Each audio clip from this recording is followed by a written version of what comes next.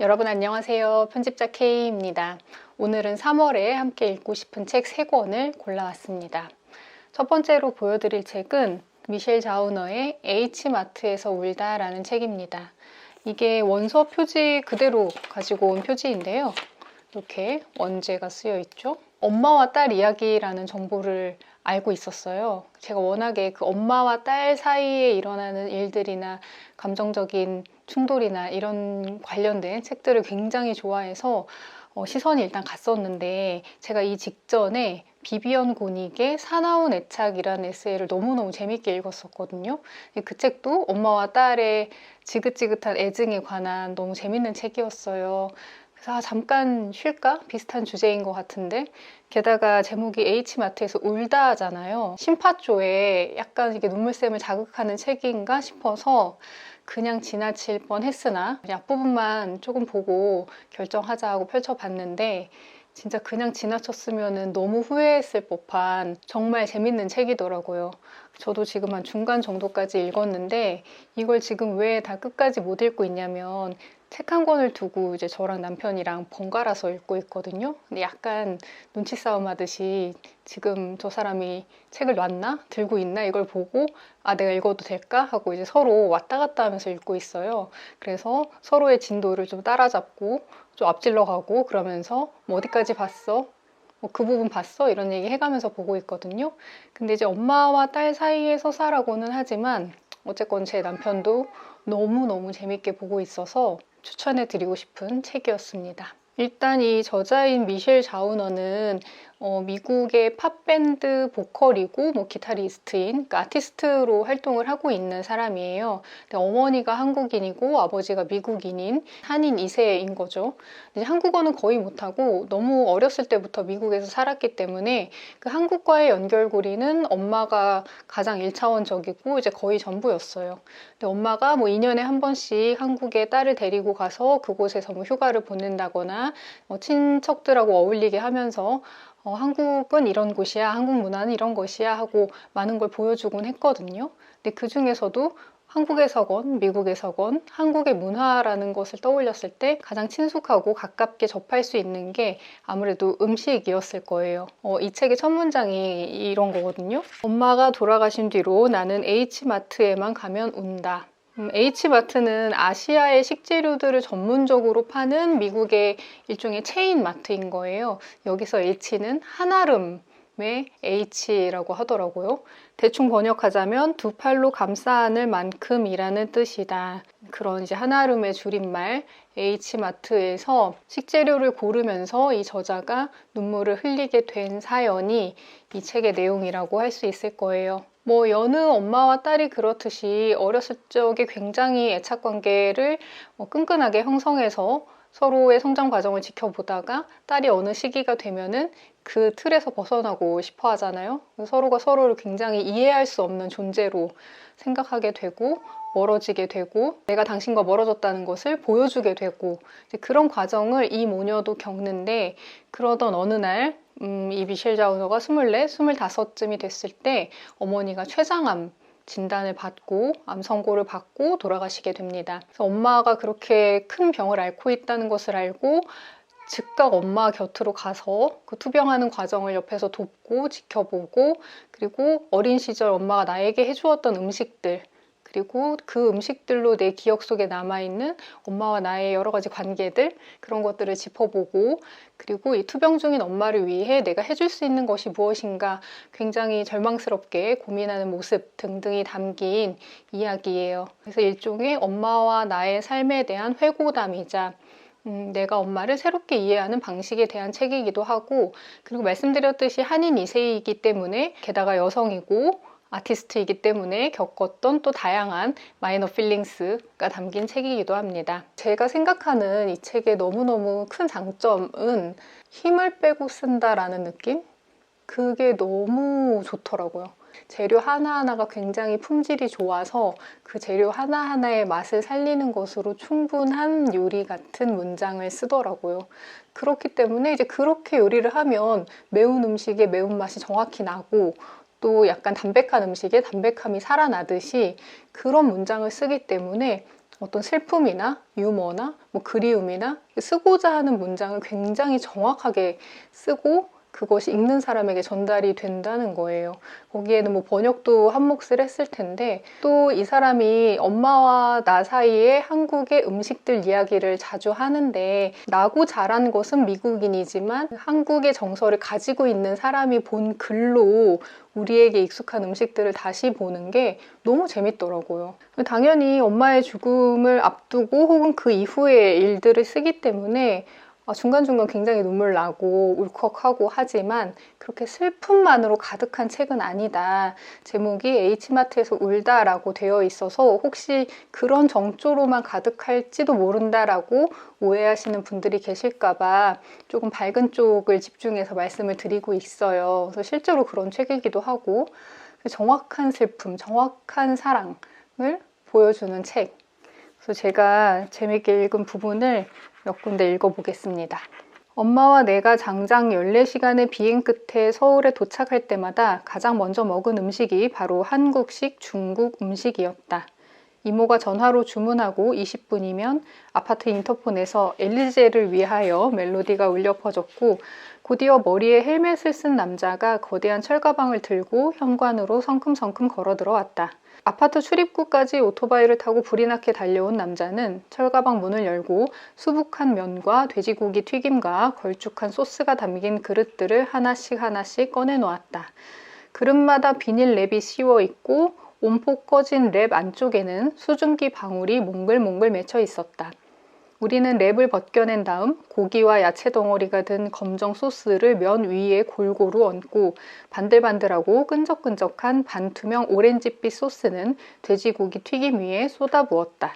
그리고 시원한 대리석 바닥에 양반 다리를 하고 퍼질러 앉아 신나게 음식을 나눠 먹었다. 이런 거, 이 그림 너무 잘 아시죠, 여러분? 너무 익숙한 그림이잖아요. 그 온폭 꺼진 어떤 랩에 몽글몽글 수증기 맺힌 것 하며 우리는 그냥 너무 일상이니까 이렇게 기록으로 남길 이유도 없지만 그 미셸 자우너에게는 이런 조각들이 굉장히 소중하게 남아있었던 일종의 의식과 같은 것이죠. 할머니가 줄담배를 피우거나 큰 식칼로 배 껍질을 끊지 않고 한 번에 깎는 모습을 어린 미셸 자우너가 지켜봤던 기억도 있습니다. 할머니는 과육을 자르고 남은 과심을 알뜰히 베어 먹었고 엄마는 온전한 조각만 집어 먹었다. 집에서 엄마와 내가 그랬던 것처럼. 당시에는 엄마가 미국에서 지낸 모든 시간을 벌충하려 애쓰는 중이라는 생각은 하지 못했다. 이 여인이 내 엄마의 엄마라는 사실조차 제대로 이해하기 힘들었던 때인데 두 분의 관계가 평생토록 우리 애착관계의 모델이 되리라는 걸 어떻게 생각할 수 있었으랴.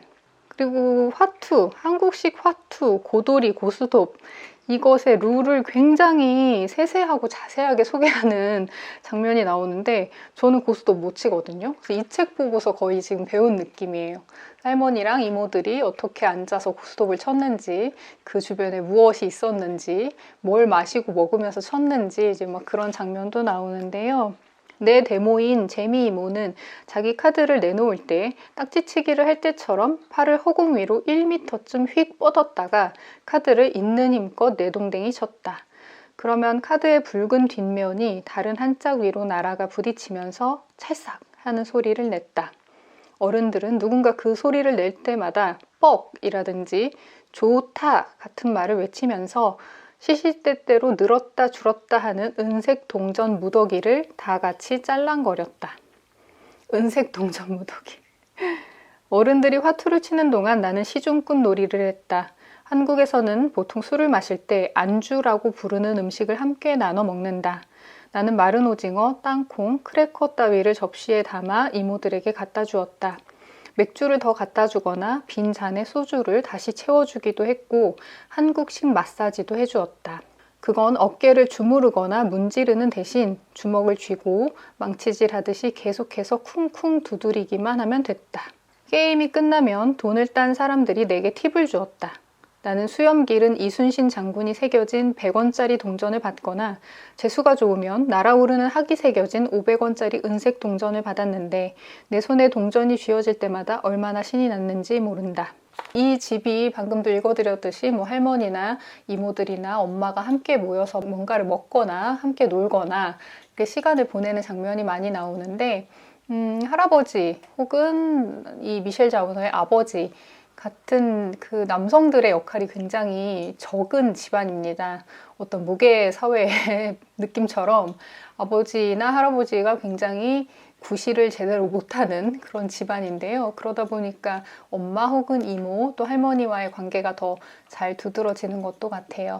그래서 엄마가 실제로 병에 걸려서 암선고를 받고 이제 항암 치료를 너무나 괴롭게 받을 때도 곁에서 큰 도움을 준 사람은 뭐 개씨 아주머니, 뭐 이런 누구 아주머니 하는 한국인 여성, 미국에 사는 한국인 여성이 이제 엄마 곁으로 와서 수발을 들고 한국식 요리를 해주고 뭐 발을 주물러주고 그런 투병을 함께 해주는 사람들로 나와요. 그래서 아버지는 이 상황 자체를 감당하지 못하고 굉장히 휘청이는데 그 옆에서 도와주는 엄마의 친구들, 한국인 친구들 얘기도 여러모로 인상 깊게 나옵니다. 그리고 이런 음식이나 놀이뿐만이 아니라 언어에 대한 것도 나와요.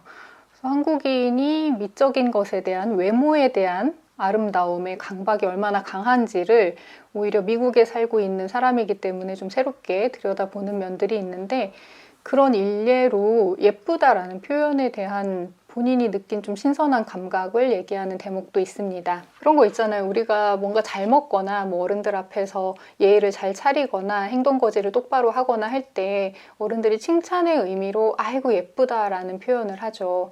그게 굉장히 특이하다고 생각을 했던 거예요. 그래서 그 아이고 예뻐의 그 예쁘다는 말이 착하다, 예의 바르다라는 말과 동의어로까지 사용되는 곳이다. 이렇게 도덕과 미학을 뒤섞어 놓은 말은 아름다움을 가치 있게 여기고 소비하는 문화로 일찌감치 자리 잡았다라고 미셸 자우너는 본 거죠. 미국에서 굉장히 큰 반향을 일으킨 책이에요. 뭐 뉴욕타임스에 29주 이상 베스트셀러에 올라 있었고 뉴욕타임스, 타임, 아마존, 굿리즈 올해의 책으로 뽑히고 버락 오바마 전 대통령의 추천 도서로도 뽑힌 책입니다. 두 번째 책도 회고록인데요. 이것은 이제 말 그대로 진짜 본인의 삶을 회고하는 회고록입니다. 리베카 솔릿의 세상에 없는 나의 기억들.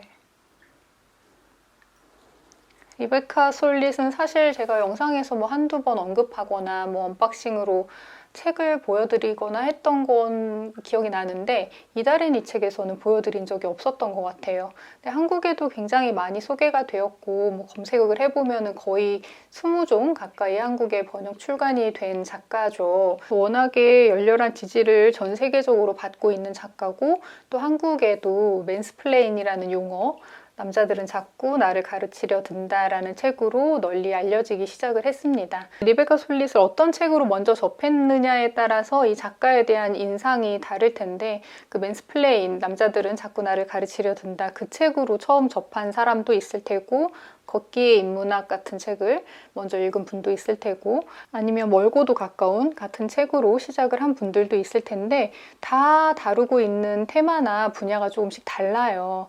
근데 이제 중심축이 되는 것은 물론 있죠. 그래서 어찌됐건 리베카 솔릿 뭐 이름은 들어봤는데 뭐 맨스플레인 얘기는 들어봤는데 아직 책은 읽어보지 않았다. 어떤 책으로 시작을 하면 좋을까 고민하시는 분들께 저는 이 책으로 시작하시면 어떨까라는 생각이 들더라고요. 그래서 그동안 썼던 다양한 분야에 대한 내용을 좀 아우르는 책이기도 하고 그리고 이 책이 2020년에 나와서 리베카 솔릿이 어찌됐건 자기 얘기를 하는 책으로는 가장 최근에 나온 책이에요. 현재에 가까운 지금 시점에서의 이 작가의 생각을 들여다볼 수 있는 책이고 그리고 회고록의 성격이기 때문에 말씀드렸던 것처럼 그동안 본인이 해왔던 일들, 써왔던 글들에 대한 좀 한번 정리하는 개념의 책이기도 합니다. 제목은 세상에 없는 나의 기억들이라고 이제 번역이 됐는데 원제는 살짝 뉘앙스가 조금 달라요. Recollections of my non-existence. 나라는 존재가 지워져 있던 순간들, 특히 이제 여성으로 살면서 나의 존재가 지워져 있었고 그리고 또 스스로 그렇게 만들어야 더 안전하다고 교육을 받거나 했던 그런 비존재였던 나에 대한 회고이자 기록들이라고 보시는 게 더 가까울 텐데요. 미국인이자 백인 여성의 이야기지만 한국에 사는 제가 보기에도 너무 공감 가는 게 많고 그 여성이 느끼는 여성의 삶에 근본적으로 심어져 있는 두려움이나 공포, 안전에 대한 어떤 위협감 같은 게 있죠. 너무 분명하게 있죠. 그래서 그것에 대해서 아주 개인적인 것을 정치적인 것으로 만드는 그런 글쓰기에 가장 탑에 있는 작가다라고 보시면 되고, 자기만의 방에서 자기만의 목소리를 갖게 되기까지의 고투, 내가 무엇을 위해서 분투했는지, 어떻게 내 목소리를 가지게 되고 그걸 내게 되었는지 그 과정이 조금 자세히 드러나 있습니다. 저는 사실 제일 좋아하는 저의 원픽은 멀고도 가까운이에요. 이 책 읽고 혹시 이 작가 너무 좋다 하시는 분들한테 저의 원픽을 좀 살며시 말씀을 드려보며 밑줄을 진짜 많이 그어가면서 읽고 있어요. 작가가 쓴 후기에 일부를 읽어볼까 해요. 이 사람, 리베카 솔릿이란 사람이 어떤 사람인지를 좀 보여줄 수 있는 대목이 있어서 읽어보겠습니다. 어떤 사인회 자리에서 여성 독자분이 오시더니 불쑥 리베카 솔릿의 손금을 보더래요. 손금을 보더니 그런 얘기를 했다고 합니다. 우여곡절이 있었겠지만 당신은 결국 운명대로 살고 있네요. 이 말을 이제 부적처럼 좀 간직하게 됐다고 해요. 그래서 그 말을 왜 내가 부적처럼 가지게 됐는지를 쭉 이제 쓰는데 이런 대목이 있습니다. 실비아 플라스는 19살에 나는 모든 사람과 최대한 깊은 대화를 나누고 싶다. 탁 트인 곳에서 자고 싶고 서부를 여행하고 싶고 밤에 자유롭게 걸어다니고 싶다 하고 탄식했지만 자신의 성별 때문에 그럴 수 없다고 느꼈다. 그로부터 30년 뒤에 태어난 나와 우리는 좀 더 운이 좋았다. 나는 서부를 방랑했고 산속 초원과 사막과 계곡 바닥과 미 남서부 및 북극의 큰 강둑에서 잠을 잤고 혼자 먼 거리를 운전했고 밤에 많은 도시와 몇몇 시골을 쏘다녔고 반항아들과 뭉쳤고 거리를 점령했고 영웅들과 만났고 책을 썼고 활동가들을 격려했고 어릴 때 갈망했던 우정과 대화를 경험했고 이따금 내 신념을 지키고자 나섰고 세상이 기후변화 측면에서는 섬뜩하지만 문화정치 측면에서는 가끔 반가운 방향으로 차츰 변해온 과정을 지켜볼 만큼 오래 살았다.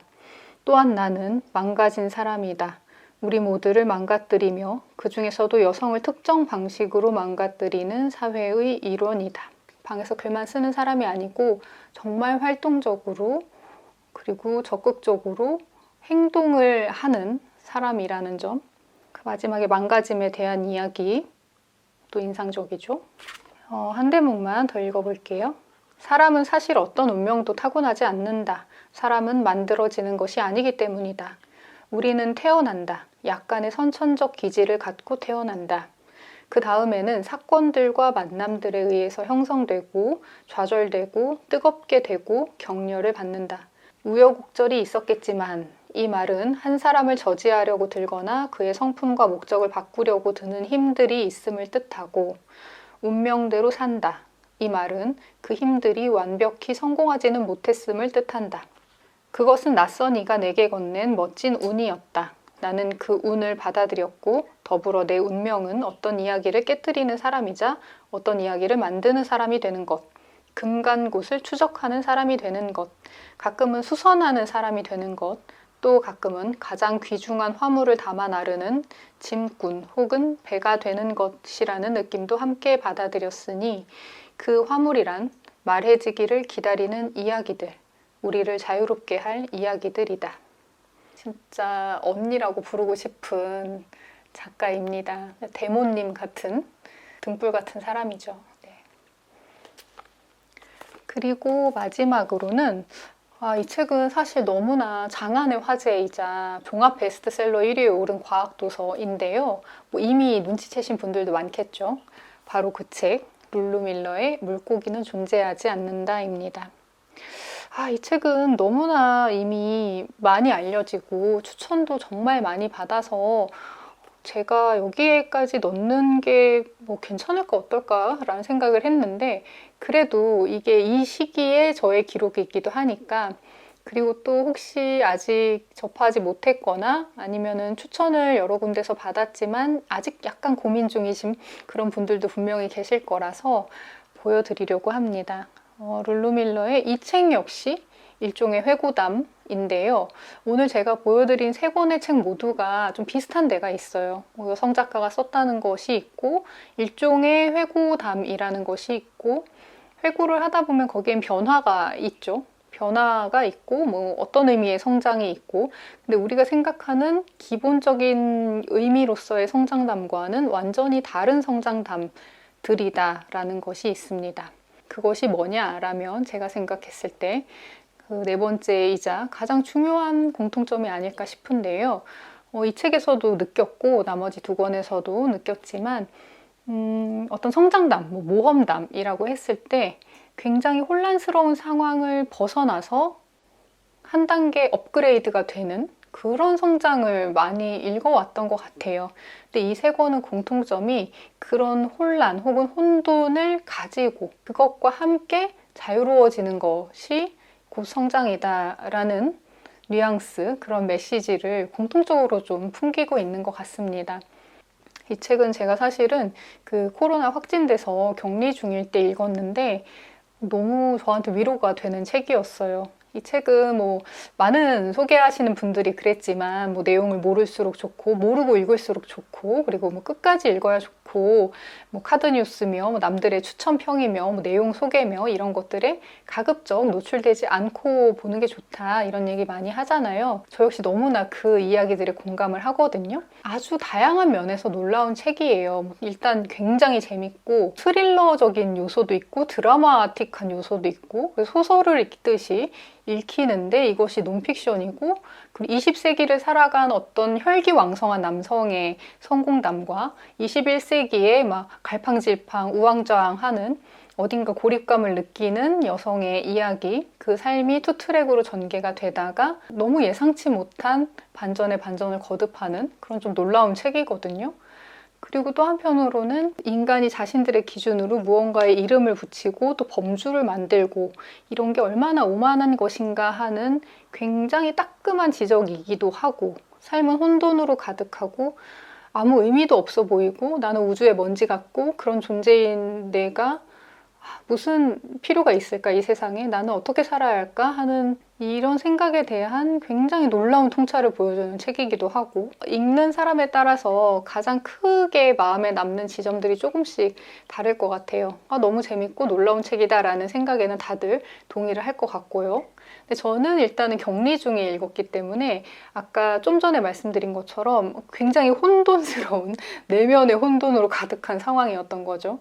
이 혼돈이 나에게 어떤 식으로건 각인이 되어서 또 다른 날들이 있을 것이고 그 날들을 조금 더 잘 살아보고 싶고 하는 위로가 되는 책이었습니다. 저도 너무 재밌게 읽었어요. 뭐 이렇게 이게 다 찬사들이에요. 근데 처음에 나온 더 내셔널 북 리뷰의 책의 모양을 한 작은 경이 이런 짧고 정말 맞는 말이다 싶은 추천사. 저는 이런 책들 읽을 때 그런 느낌 많이 받아요. 이런 말 그대로 책꼬를 한 이만한 두께의 어떤 박스 안에 이걸 펼치기만 하면은 와 이런 세상을 만날 수 있다고? 그냥 이 책을 이렇게 쭉 읽는 것만으로 이런 세상을 내가 경험해 볼 수 있다니 너무 좋다. 그런 거. 제가 이런 얘기를 좀 자주 하게 되는 것 같은데 이달엔 이 책은 확실히 뭐 제가 좋아 보이거나 너무 좋았던 책들을 얘기하다 보니까 더 그렇게 되는 것 같아요. 표지도 뭐 제목도 다 원서보다 번역서가 훨씬 좋은 그런 책입니다. 빌드업 한다는 얘기 하잖아요. 이야기를 이렇게 빌드업 해나간다. 그런 표현이 정말 딱 맞는 책이에요. 이야기를 이렇게 쌓아갈 수 있구나. 이렇게 페이지를 그냥 넘겨가면서 계속 새로운 문장 또 새로운 문장 이렇게 읽어가는 그 과정을 이런 식으로 다각도로 입체적으로 만들어 나갈 수 있구나. 정말 놀라운 재능이다 라는 생각이 드는 책이었습니다. 그래서 저도 정말 강력 추천하고 싶은 책이어서 보여드리게 됐어요. 하수상한 시절이지만 건강 잘 챙기시고 이번 달도 잘 보내시면 좋겠습니다. 제가 추천해드린 책들 읽고 뭐 재밌었다, 뭐 어떻다 이런 감상들 남겨주시면 저도 뭐 나중에라도 찾아보고 뭐 인스타그램에 해시태그에서 편집자 K 이런 거 찾아보고 하거든요. 그래서 그런 반응들도 많이 남겨주시면 제가 다 찾아가서 읽어보도록 할게요. 그리고 인스타 얘기가 나와서 말씀을 드리자면 제가 영상에서 추천하는 책과 인스타그램에 그 피드로 올리는 책이 달라요. 그래서 좀 일부러 겹치지 않게 하려고 의도를 하는 것도 있거든요. 그래서 이제 영상에 다 소개하지 못한, 미처 소개하지 못한 좋은 책들을 인스타그램에 피드로 올리고 있으니까 관심 있는 분들은 와서 그것도 함께 봐주시면 좋겠습니다. 이런 복장을 하고 영상을 찍는 것도 이제 마지막이겠죠. 금방 따뜻해질 텐데요. 여러분 다가오는 봄을 좀 기대감 갖고 맞이하면서 이번 달은 이렇게 인사드리려고 합니다. 뭐 이번 달 영상이 끝난 건 아니지만 그럼 저는 다음 영상으로 다시 찾아올게요. 오늘도 끝까지 시청해 주셔서 정말 감사합니다.